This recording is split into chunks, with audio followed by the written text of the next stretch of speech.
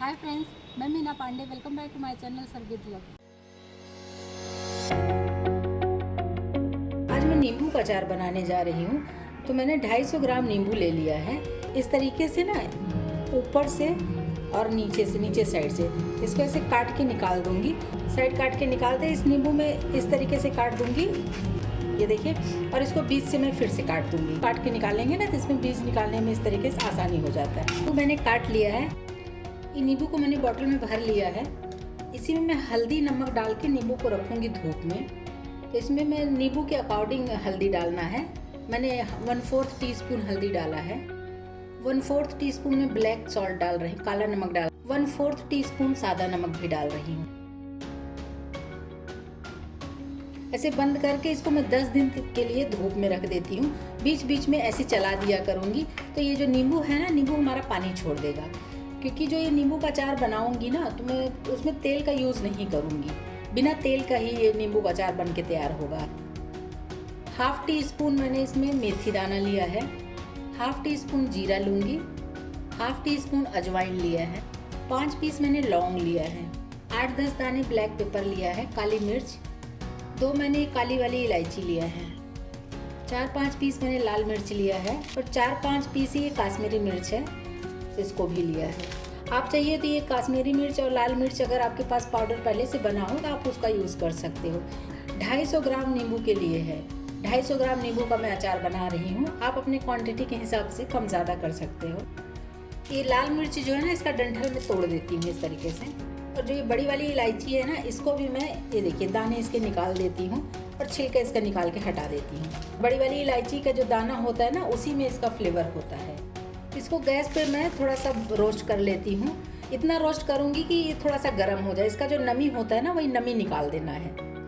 ये मसालों को मैंने रोस्ट कर लिया है और ये मसाले हमारे ठंडे हो चुके हैं। मसालों को मैंने मिक्सी जार में ट्रांसफ़र कर लिया। इसी में मैं सरसों का तेल डाल रही हूँ। नहीं तो मिर्ची जब पिसेगा तो इससे खांसी आने लगती है। तो बस इसको मैं ग्राइंड कर लेती हूँ। दरदरा सा पाउडर मुझे चाहिए। ये देखिए, ये हमारा मसाला पीस के तैयार हो गया है। तो जो मैंने 2 बूंद सरसों का तेल डाल दिया था ना, उसकी वजह से ये मिर्ची उड़ा नहीं है और अच्छे तरीके से पिस भी गया है। मैं इसी में नींबू का अचार बनाऊंगी, क्योंकि अचार जो बनाते हैं ना, वो एल्युमिनियम या स्टील के बर्तन में नहीं बनाते हैं। तो मैं इसी में बनाऊंगी। 10 दिन पहले नींबू मैंने धूप में रख दिया था।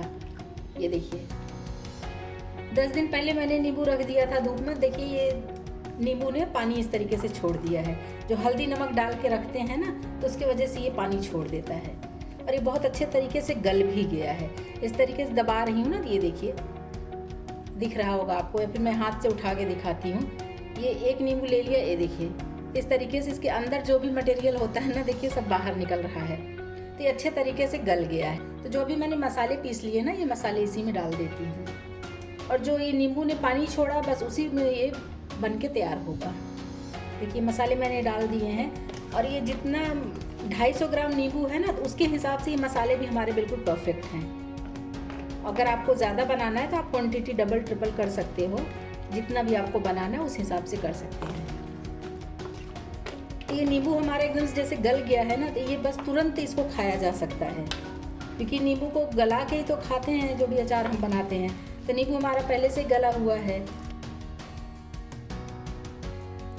देखिए, नींबू में हमारे मसाले अच्छे तरीके से मिक्स हो गए हैं। और ये नींबू का अचार जो है खाने के लिए बिल्कुल रेडी है।